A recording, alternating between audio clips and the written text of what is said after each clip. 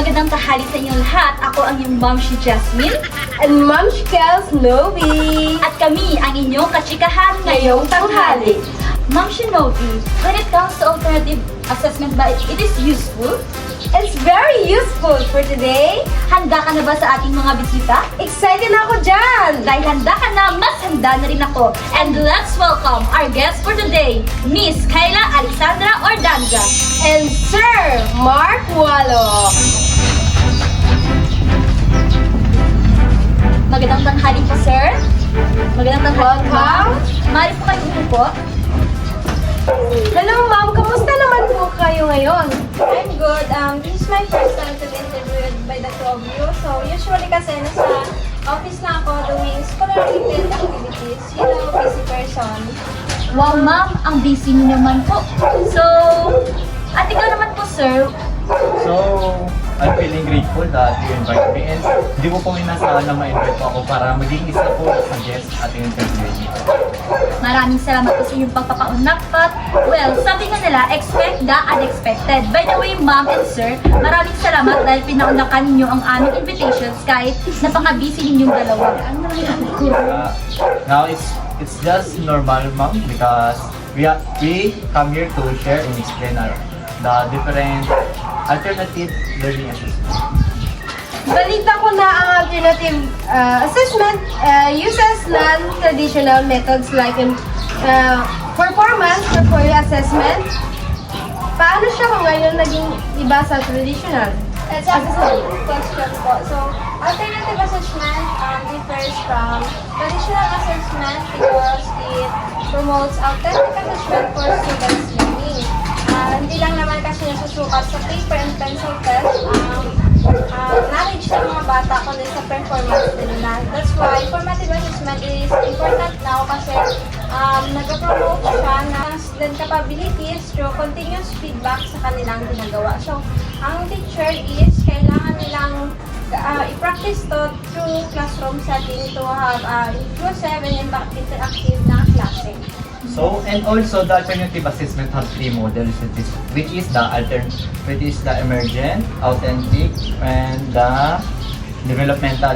When we say emergent, ito po yung sinusukat mo nila yung kakayahan ng isang estudyante throughout papers or pencil. Then, when it comes to, developmental, dito yung nagpo-focus sila sa cognitive, kung paano ba mag-isip yung bata. Like, for example, nagko-conduct sila ng oral recitation for them to express their own knowledge and understanding about a specific topic. It also helps them to practice their communication skills into their future. Then lastly is the authentic, because authentic assessment is also known as the real world assessment, because dito ay makikita mo ang estudyante kung paano nila maintindihan yung isang bagay throughout project. For example na lang, pinagawa mo sila ng volcanic project. So, gagawa sila ng model in according to kung paano nila nakikita or paano na-explain ng isang teacher sa kanila.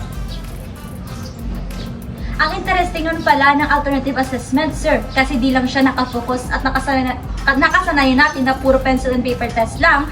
Paano naman siya bibigyan ng grade if it is performance and product based, unlike sa traditional na madali lang malaman kung ilan ang grade na nakuha after checking the paper?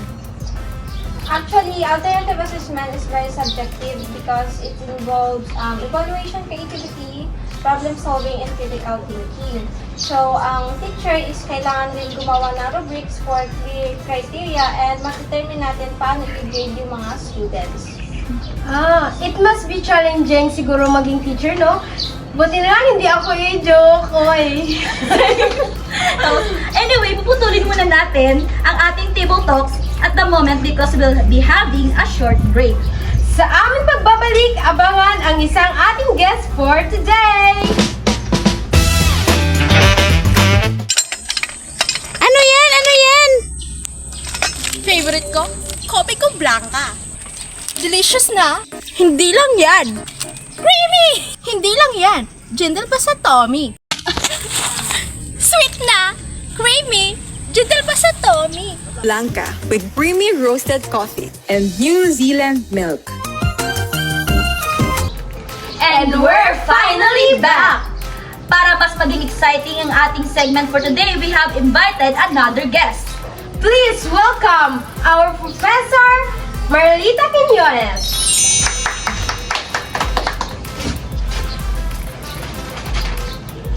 Welcome po. So, it's my pleasure na invite niyo ako dito and thank you. Maraming salamat, Ma'am Marlita, sa pagpapaunlak ng aming imbitasyon sa inyo. Kamusta po kayo? So, okay lang naman at kinagagalak ko na isa ako sa imbitahan niyo bilang isang guest ngayong tanghali. Pinag-uusapan namin ngayon ang trends about education, and one of our topic is alternative assessment. So far, it is very exciting to know that educational methods are evolving and the teachers' approaches when it comes to teaching is naging student-centered, na unlike before that more on content or teacher-centered. Kumbaga, we already focusing on the student's knowledge on maa-acquire. So the question is, anong advantage ni alternative assessment compared sa traditional assessment? So, maraming advantages ang alternative assessment and traditional assessment because it encourages critical thinking and the problem solving of our students rather than memorization and recall like sa traditional assessment. Then, ang alternative assessment is marami siyang natatarget na skills like yung communication skills and creativity that makes the learning more meaningful and useful sa ating mga students. So, with that, unlike sa traditional assessment, it focus on the memorization and recall, but it provides a clear pictures of the students' progress over the time, and with that, it helps them to apply in the real world situations and in the future success. I have to agree with that kasi nga students learn better from experience or learning by doing. At saka maganda din naman ang contribution ng alternative assessment sa students' learning, di ba? Yes.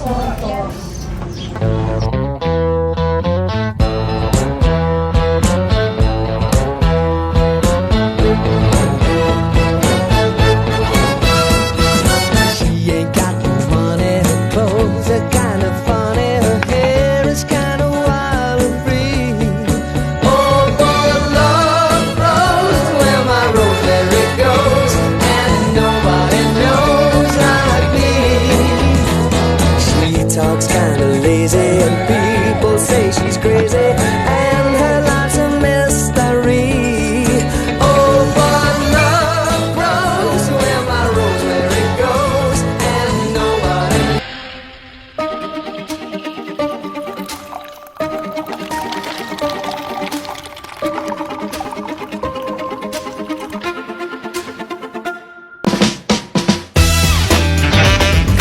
At ngayon, andito na tayo sa ating exciting part. We prepared some flashcards here for a fast talk. Ang gagawin nyo lamang ay pipili lang kayo sa dalawang choices without explanation. Ready na ba kayo? Teachers, are you ready? Yes! Dahil ready na kayo, atin na sisimulan. Instructions, question, purpose must be known in advance. Traditional assessment or alternative assessment? Alternative assessment. Opportunity to provide diagnostic feedback, traditional alternative or assessment alternative. Traditional alternative. Student-centered or teacher-centered way of teaching? Alternative. Language transmitted from professor to students, traditional or alternative assessment. Alternative assessment.